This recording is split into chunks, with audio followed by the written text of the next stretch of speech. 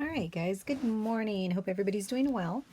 Today we're going to go ahead and pick up where we left off pretty much Tuesday. So the idea was to find a new C value when an equation is in standard form so that you get a perfect square trinomial, which would then lend itself to a perfect square binomial. And that would get us to what it would appear as vertex form. So today you're going to complete the square when there is a value for C, so that you can complete the square of any quadratic expression. So completing the square will, from standard form, will give you two things. When you complete the square, it will give you vertex form. So in order to go from standard form to vertex form, you do it by completing the square.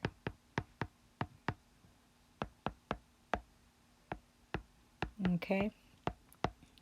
So again, if you have something like y equals ax minus h squared plus k, we're gonna we're gonna start by, thank you. We're gonna go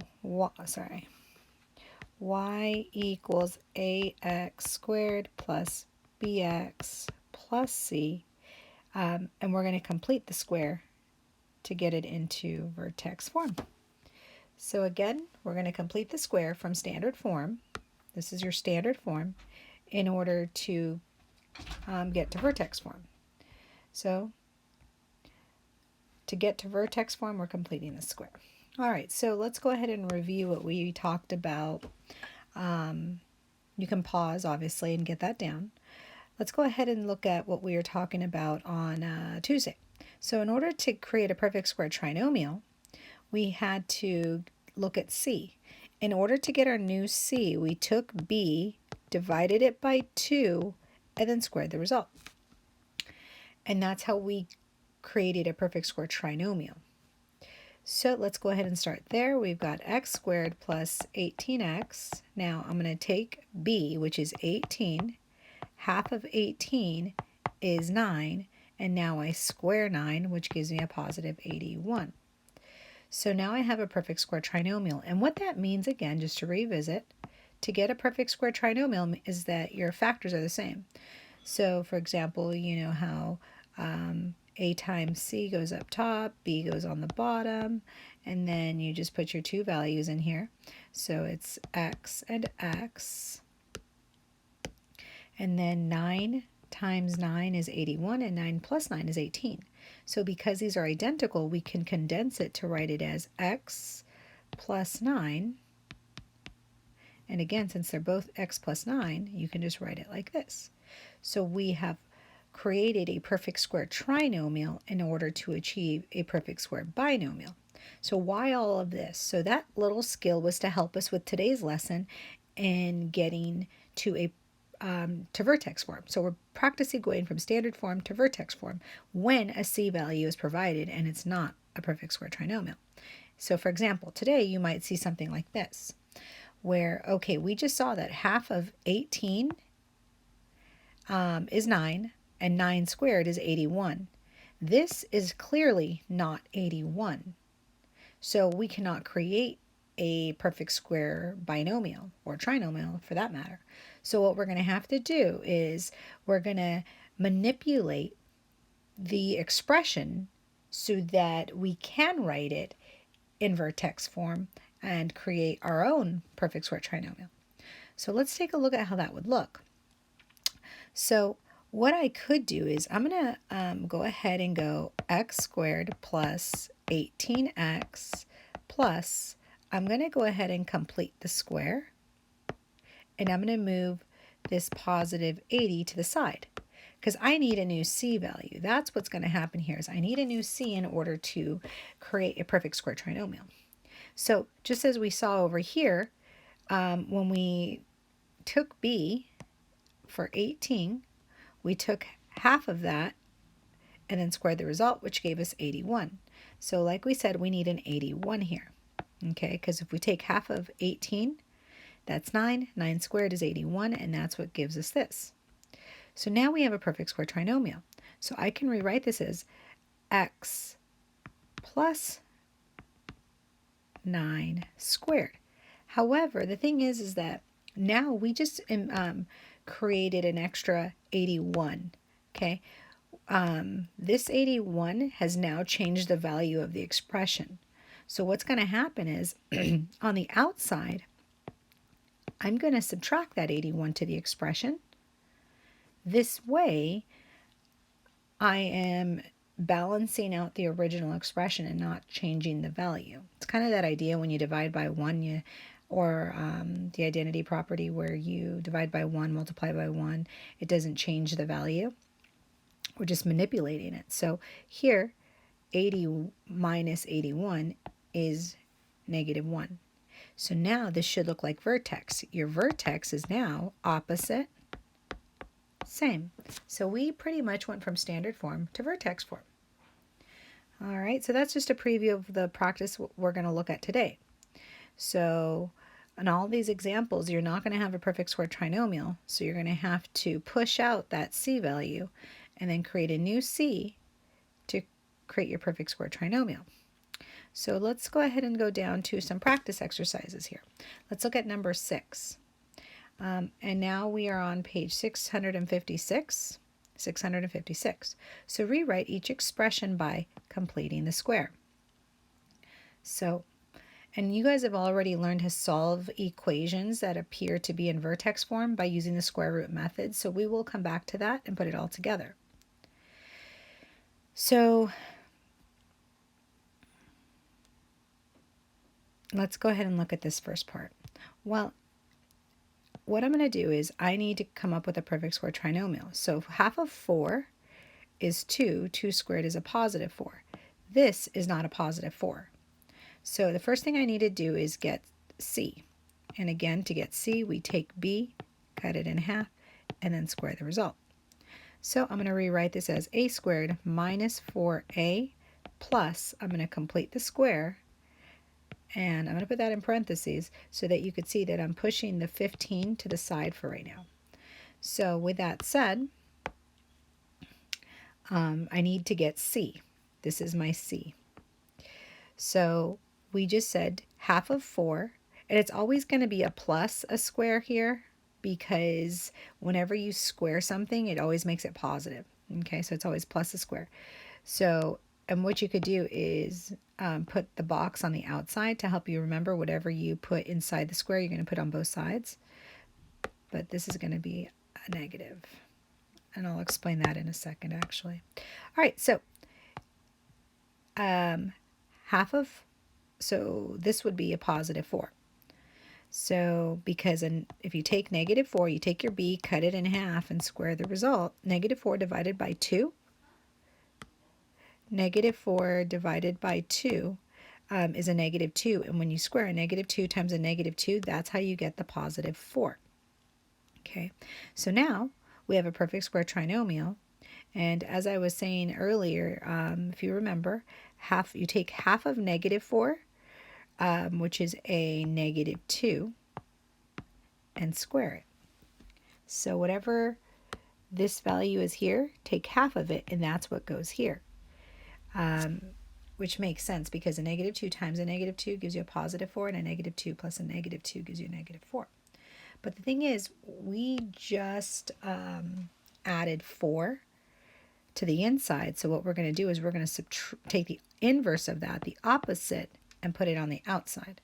So 15 minus 4 is going to give you a positive 11, and now you're in vertex form. So your vertex at this point is going to be opposite, same. Okay, so a lot of questions. Let me break it down. How do you get this number? Well, all you're doing is taking half of b, and that's what goes here. You also use the sign. If this is negative, this is negative. If this is positive, then this will be positive. So if this was a positive 4, this would be a positive 2. Okay. Also, don't forget, if this is a plus 4, then this is a minus 4. Because you have to make sure that you don't change the original value. Can't just add 4 of something to an expression without changing the value. So we took it out on the back end. All right, so let's go and try another one, number 7. This is kind of confusing, so just be patient. The more you do, the more you stick it out, the better you'll get. All right, so again, I might set it up like this, n squared minus 2n plus, I'm going to go ahead and put a line for right now and close my parentheses, and then I'm going to move negative 15 out. And I'm also going to put a line out here because whatever I add here, I'm going to subtract on the outside so that it stays balanced. All right. Right now these are just expressions. They're not equations. All right, so again, I'm going to take b, which is a negative 2, cut it in half, which equals a negative 1, and then we square the result. So a negative 1 times a negative 1 is a positive 1. So since I'm adding 1 here, I'm going to subtract 1 on the outside. So those are inverses of one another. Okay, so now I have a perfect square trinomial.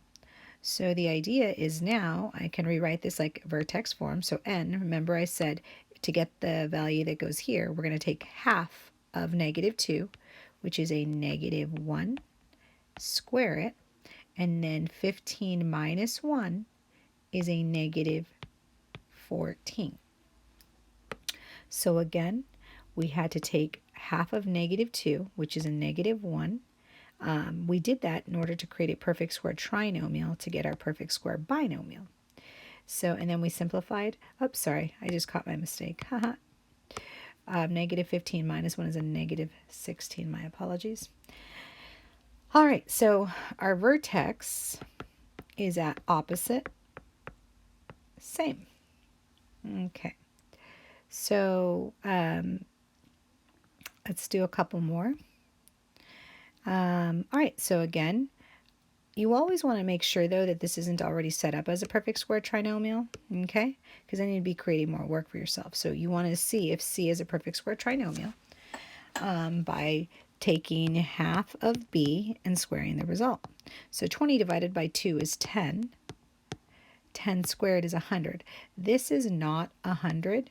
Okay, so I need to create a perfect square trinomial. So I'm going to go c squared plus 20c plus 100. We know that's going to be 100, but we'll take care of that in a second, and then move the negative 40 outside, and then make room to put the inverse here. All right, so again, we just said we're going to take b, which is 20, cut it in half. 20 divided by 2 is 10, and square 10. 10 squared is 100. So because we added a positive 100 here, we're going to go ahead and subtract 100 on the outside. So now we have a perfect square trinomial, which will yield a perfect square binomial. So we get c, and then remember, half of a positive 20 is a positive 10. We could square that, and now we could simplify this to give us negative 140. So the vertex is at negative 10, negative 140. Okay, so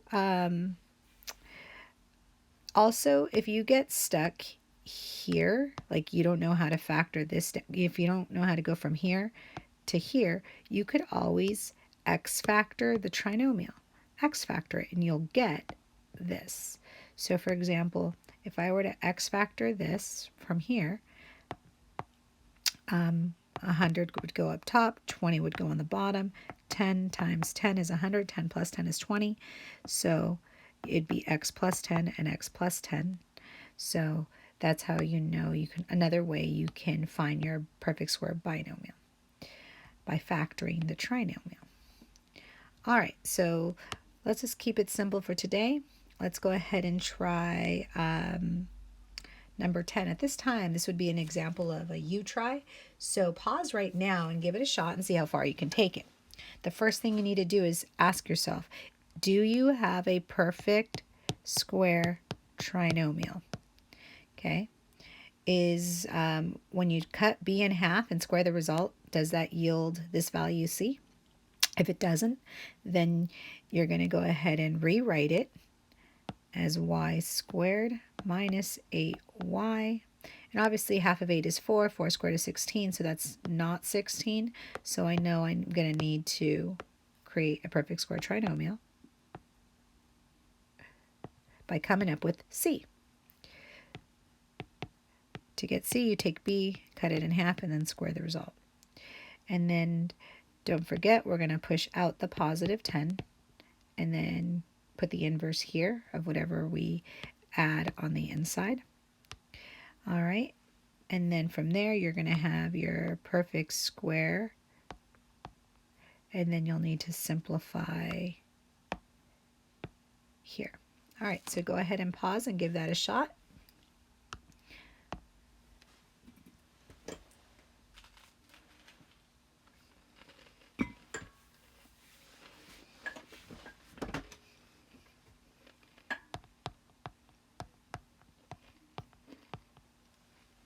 All right, so half of negative 8 is a negative 4. Negative 4 squared is positive 16. So I'm going to go ahead and put a negative 16 on the outside. Next, half of negative 8 is a negative 4. And then 10 minus 16 is a negative 6. So your vertex is at 4, negative 6. All right, let's see here. Let's skip around. Let's try this one. So step 1, determine if it's a perfect square trinomial, depending on what C is. So half of 10 is 5. 5 squared is 25. That is not 25. So I need to go ahead and expand p squared plus 10p plus, we're going to complete the square. And then we're going to move the 12 on the outside and make room for the inverse. Okay, so the next step from here, actually, again, will be a perfect square binomial. And then we're going to combine like terms here. So you know that this is p. So now let's go ahead and fill in the steps. So that should be your first step. Now half of 10 is 5. 5 squared is 25. So the inverse of a positive 25 is a negative 25. Okay, that's just so that we keep the same value of the expression. And now we said to get the perfect square binomial, we just take half of positive 10. Half of a positive 10 is a positive 5. And now 12 minus 25 is going to give us negative 13. So at this point, our vertex is at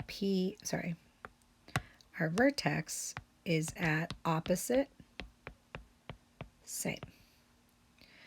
All right, so what we'll go ahead and do here is your practice for today. Okay, you're going to rewrite each expression by completing the square. So you're going to do numbers 1, 2, and 3. So page 659, 1 through 3, and 5. And then you're going to go ahead and do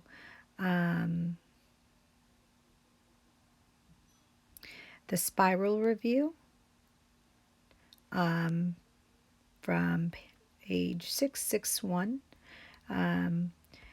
We'll do 8 through 23. 8 through 23. Okay, on page 661. And this is obviously page 659. All right, so I am going to go ahead and take a minute and review 8 through 23, a couple of them with you. Okay, so remember, simplify each expression. So the square root of 4 is 2. So 3 plus 2 gives us 5. Not a big deal. Same thing with number 9. All right, then we get to number 10. But number 10 is not a perfect square. So we have to think about factors of 8 that contain a perfect square. Well, 8 times 1, well, 1 is the only perfect square. So let's try 4 times 2. So the square root of 4 is 2. And then the square root of 2 is simplified because the only perfect square factors remaining is 1. So we could bring down the 4 plus the square root of 8 simplifies to 2 root 2. And now in order to add radicans, they have to have like radicans. So because this doesn't have the square root of 2, you cannot take it any further. This is as far as it can go. All right.